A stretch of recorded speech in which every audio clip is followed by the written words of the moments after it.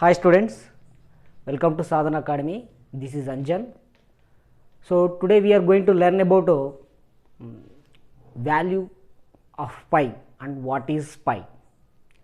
So I think many of you knows about the pi. What is pi and what is the definition? That all we think some things we have to learn about pi that I will teach students. Students, we will use the pi in finding the areas or volume of spherical or elliptical shape objects. So చాలామందికి ఈ పై value గురించి తెలియకపోవచ్చు. అంటే what is పై అనేది కానీ ఎందుకు use చేస్తున్నాం అనేది చాలామందికి తెలియదు. అంటే when I was studying also నాకు పై వాల్యూ గురించి 10th క్లాస్లో కానీ ఇంటర్మీడియట్లో కానీ ఎప్పుడు కూడా దాని గురించి నేను ఎప్పుడు ఆలోచించలేదు, నేర్చుకోలేదు. కానీ నేను డిగ్రీ చదువుతున్నప్పుడు మాత్రానికి మా టీచర్ లెక్చరర్ డేవిడ్ రాజు గారు అని అతను దాన్ని చాలా చక్కగా ఎక్స్ప్లెయిన్ చేసి వివరించారు. సో అప్పుడు తెలుసుకున్నాను నేను పై గురించి. అప్పటి వరకు కూడా నాకు అసలు పై అనేది ఏంటి అనేది కానీ ఎందుకు వాడుతున్నాం అనేది కానీ పూర్తిగా అసలుకైతే ఏం తెలియదు, to be frank. Okay, pi value ఎక్కడైతే ఏరియాస్ ఫైండ్ అవుట్ చేస్తున్నామో వాల్యూమ్స్ ఫైండ్ అవుట్ చేస్తున్నామో పై ఈజ్ ఈక్వల్ టు 22/7 అని క్వశ్చన్లో కనిపిస్తుంది. క్వశ్చన్లో ఉంటుంది కాబట్టి సబ్స్టిట్యూట్ చేసేస్తాము. లేదంటే 3.14 అని అక్కడే ఇస్తాడు, 3.14 సబ్స్టిట్యూట్ చేసుకుంటాము. ఎందుకు 22/7 సబ్స్టిట్యూట్ చేసుకోవాలి, అసలు 3.14 ఎందుకు సబ్స్టిట్యూట్ చేసుకోవాలి? లేదంటే sometimes we use to read pi value గురించి చాలామంది కష్టపడ్డారు, చాలా వర్క్ చేశారు, 2 digits ఫైండ్ అవుట్ చేశారు, 5 digits కొన్ని డిజిట్స్ ఫైండ్ అవుట్ చేశారని sometimes we use to read. ఎందుకు అలా జరిగింది అంటే అసలు పై వాల్యూని ఫైండ్ అవుట్ చేయడానికి scientists worked for the thousands of years pi వాల్యూని ఫైండ్ అవుట్ చేయడానికి. And also they cannot succeed, అది కనిపెట్టలేకపోయారు, పూర్తిగా వాల్యూని అయితే డిటర్మైన్ చేయలేకపోయారు.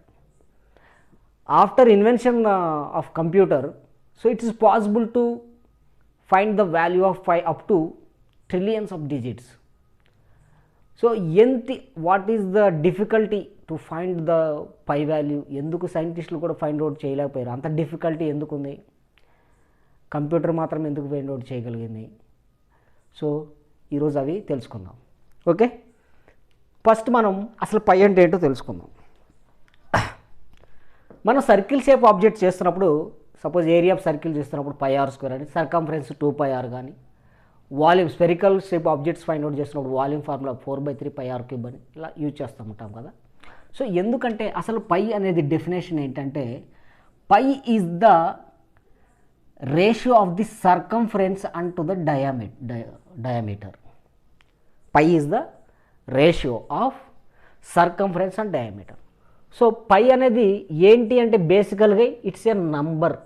ఇది ఒక నంబర్ అనే విషయం మీరు గుర్తుపెట్టుకోవాలి. పై అనేది ఒక నంబర్. ఓకే, ఈ సర్కంఫరెన్స్ డయామీటర్. అయితే ఈ వాల్యూకి మనము ఏం చేస్తామంటే 22/7ని యూజ్ చేస్తాము, లేదంటే 3.14 వాల్యూని సబ్స్టిట్యూట్ చేసుకొని వాడుకుంటాము. కానీ ఇవి రెండు అప్రాక్సిమేట్ వాల్యూస్ మాత్రమే, రియల్ వాల్యూస్ కాదు. ఇవి రెండు అప్రాక్సిమేట్ వాల్యూస్ మాత్రమే. 22/7 అనేది అప్రాక్సిమేట్ వాల్యూ ఆఫ్ పై, 3.14 కూడా అంతే. ఇది రియల్ వాల్యూ కాదు. మరి రియల్ వాల్యూ ఆఫ్ పై ఏంటంటే 3.14159265358979323846 అండ్ సో ఆన్. ఎన్ని డిజిట్స్ ఉన్నాయంటే ఇన్ఫైనైట్ డిజిట్స్ ఉన్నాయి. ఇన్ఫైనైట్ డిజిట్స్ ఉన్నాయి. ఒక సెట్టన్ ప్యాటర్న్ కూడా ఏమి ఉండదు.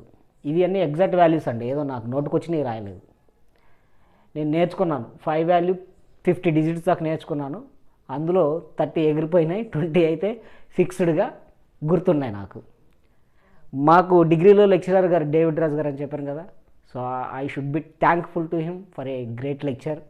చాలా బాగా చెప్పేవాళ్ళు, మ్యాథమెటిక్స్ ఇంట్రెస్ట్ కలిగించేవాళ్ళు. ఆయన ఈ పై వాల్యూని, ఈ డిజిట్స్ ఉన్నాయి కదా, పాయింట్ తర్వాత ఇవి ఉన్న డిజిట్స్ ఉన్నాయి కదా, ఇన్ఫైనైట్ డిజిట్స్ ఉన్నాయి. అందులో ఒక 5000 డిజిట్స్ వరకు ఆయన చూడకుండా చెప్పగలడు, చూడకుండా 3.141592653589793238. సో అలాగా 5000 వరకు చెప్పగలరు. సో ఆయనకు ఒక ఆసియాలోనే ఒక 6th పర్సన్ అనమాట అలా. So such a great person is right. So అలాగే ఈయనే కాదు, ఇంకా చాలామంది పై వాల్యూ మీద మీరు ఒకసారి యూట్యూబ్లో ఎక్కడైనా గూగుల్లో సెర్చ్ చేస్తే రికార్డ్స్, గిన్నిస్ బుక్ రికార్డ్స్, అందులో తెలుగు వాళ్ళు కూడా ఉన్నారు, చిన్నపిల్లలు కూడా ఉన్నారు. ఫాస్ట్గా రీడ్ చేయడం అని, ఎక్కువ డిజిట్స్ చెప్పడం అని, నాన్ స్టాప్గా చెప్పడం, ఇలా డిఫరెంట్ డిజిట్స్ ఉన్నాయి, రికార్డ్స్ ఉన్నాయి. Okay, you can search in the Google once. Okay, so this is the value of pi, original pi.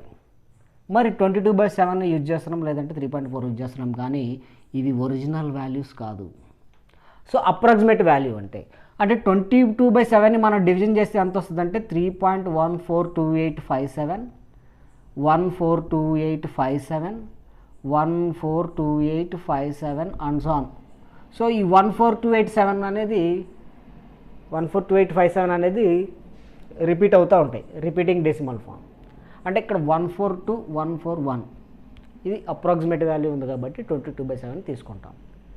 So ఇలాగ పై తర్వాత ఇన్ఫైనైట్ డిజిట్స్ ఒక సేమ్ సెకండ్ ప్యాటర్న్ అనేది కూడా లేకుండా ఉంది కాబట్టి పైన ఏమంటారంటే ఇర్రేషనల్ నంబర్ అంటారు. Pi is called as irrational number. ఇది రేషనల్ నంబర్ కాదు. మరి 22/7 అనేది రేషనల్ నంబర్. సో ఎప్పుడైనా మిమ్మల్ని పై ఇర్రేషనలా రేషనల్ అంటే we should say irrational only. Sir మనం 22/7 వాడుతున్నాం కాబట్టి అది రేషనల్ నెంబర్, P/Q ఫామ్లో ఉంది, అది రేషనల్ నెంబర్ అంటే అది తప్పు అవుతుంది. ఓకేనా? So pi is irrational number. So let us see ఎందుకు అసలు ఇంత డిఫికల్టీ ఎందుకు పెరిగింది, పై వాల్యూని ఎందుకు ఫైండ్ అవుట్ చేయలేకపోయారు, అక్కడ అసలు ఏముందనేది ఒకసారి తెలుసుకుందాం. ఇప్పుడు మనకు ఒక సర్కిల్ డ్రా చేసుకుంటే ఇది this is circle and the boundary length is called the circumference. So from the center, if you take any diameter, a chord or line segment, a chord which is passing through the center is called the diameter. So ఇక్కడ నుంచి ఎక్కడికి ఉన్నదాన్ని దీని radius అంటాం, ఇది మొత్తాన్ని diameter అంటాం, ఇది సర్కంఫరెన్స్ అవుతుంది. So circumference by diameter is called pi. ఇప్పుడు దీన్ని మనము ఈ డయామీటర్ని కనుక తీసుకొచ్చి ఈ సర్కంఫరెన్స్ మీద, అంటే ఇది ఫ్లెక్సిబుల్గా ఒక థ్రెడ్ లాగానో ఏదైనా ఒక ప్లాస్టిక్ లాగానో ఉంటుంది, దీన్ని ఇట్లా ప్లేస్ చేసి ఈ డయామీటర్ని మనము ఈ సర్కంఫరెన్స్ మీద ఇట్లాగా ప్లేస్ చేసామనుకోండి, ఈ డయామీటర్ని ఇలాగ ఈ సర్కిల్ అంబట్ని ఇట్లా ప్లేస్ చేసుకుంటూ వచ్చామనుకోండి. సో ఇలా ప్లేస్ చేసుకుంటూ వస్తే మనకి 1 2 3 డయామీటర్స్ వస్తుంది. ఇక్కడ నుంచి స్టార్ట్ చేసామనుకుందాం, ఇక్కడ నుంచి స్టార్ట్ చేస్తే ఇది ఒకటి డయామీటర్ని ఇక్కడ పెట్టాం, మళ్ళీ అలాంటిది అంతే లెంత్ ఉన్నదాన్ని ఇంకోటి ఇక్కడ పెట్టాము, అలాగే మళ్ళీ ఇంకో అంతే లెంత్ ఉన్న ఇంకోదాన్ని ఇక్కడ పెట్టాము.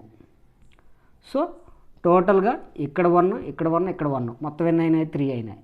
సో 3 టైమ్స్ పెట్టిన తర్వాత కూడా డయామీటర్ని ఇక్కడ సర్కంఫరెన్స్ మీద ప్లేస్ చేసిన తర్వాత కొంచెం స్పేస్ మిగిలిపోతుంది. ఈ స్పేస్ ఎంత అనేది ఫైండ్ అవుట్ చేయడమే ఇక్కడ డిఫికల్టీ లెవెల్.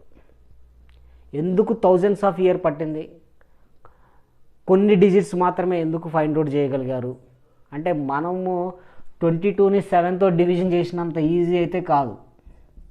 22ని 7తో డివిజన్ చేయడం అంత ఈజీ అయితే కాదు పై వాల్యూని ఫైండ్ అవుట్ చేయడం అంటే. So there are lot of calculations are required. So there is difficulty.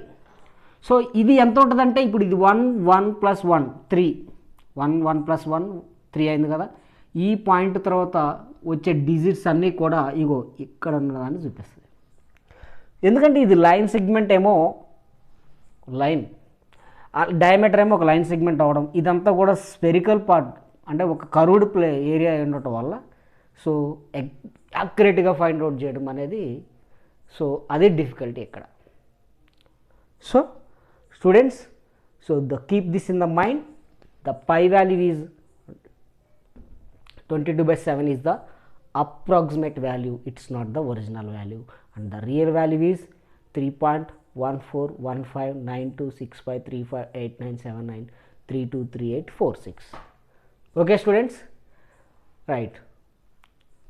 So this is about pi I want to teach. అంటే మీలో కూడా ఇంకా ఎవరైనా దీని గురించి తెలియని వాళ్ళు ఉంటారు అనే ఉద్దేశంతో నేను డిగ్రీ వరకు చదువుకుంటా తెలియకుండానే వచ్చేసాను డిగ్రీ వరకు కూడా పై గురించి. సో కొన్నిసార్లు ఏంటంటే మన మైండ్ దాని అదేంటి అనేది క్వశ్చన్ చేసుకో, వాట్ ఈజ్ వాట్ అనేది ఆలోచించకుండానే కొన్ని నేర్చుకుని చదువుకుంటూ వెళ్ళిపోతూ ఉంటాం బ్లైండ్గా. సో ఈరోజు ఎడ్యుకేషన్ అలా లేదులేండి. 10th క్లాస్ వాళ్ళు కానీ ఇంటర్ క్లాస్ కానీ టెక్స్ట్ బుక్ క్వశ్చన్స్ ఇవ్వకపోవడం, out of text book questions ఎక్కువగా ప్రాక్టీస్ చేయించడం. మేము చదువుకునేటప్పుడు ఓన్లీ టెక్స్ట్ బుక్స్కే పరిమితం అయ్యేది, అవే వస్తాయి. ఒక ప్లస్ ఒక మైనస్ రాంగ్ రాసినా కూడా క్వశ్చన్ పేపర్లో మళ్ళీ ఆ క్వశ్చన్కి 4 మార్క్ క్వశ్చన్ అయినా 8 మార్క్ క్వశ్చన్ 8 మార్క్స్ ఫ్రీగా ఇచ్చేసేవాళ్ళు. టెక్స్ట్ బుక్లో ఉన్న క్వశ్చన్ ఒక మైనస్ ప్లస్ మార్చి ఇచ్చినా కూడా క్వశ్చన్ పేపర్లో వచ్చినా కూడా. సో ఆ ఎడ్యుకేషన్ వల్ల ఏమైందంటే ఎక్కువగా ఆలోచించేవాళ్ళు కాదు, ఆర్ట్ వరకే ప్రాక్టీస్ చేయడం, కొంతవరకే పరిమితం అయ్యేది. సో ఇప్పుడు ఎడ్యుకేషన్ అలా లేదు. సో దానివల్ల స్టూడెంట్స్ ఎక్కువగా ఆలోచించడానికి ఉన్న టెక్స్ట్ బుక్ మాత్రమే కాకుండా ఇంకా లోతుగా డెప్త్గా ఆలోచించడానికి అవకాశము ఇప్పుడున్నటువంటి ఎడ్యుకేషన్ సిస్టమ్ ఇస్తుంది. కాబట్టి పిల్లలు మీరందరూ నేర్చుకోవాలి. ఇంకా ఈ వీడియో మీకు నచ్చినట్టయితే లైక్ చేయండి, షేర్ చేయండి. ఇంకా ఛానల్ని ఇంకా సబ్స్క్రైబ్ చేయకపోతే సబ్స్క్రైబ్ చేయండి students. Okay, thank you very much.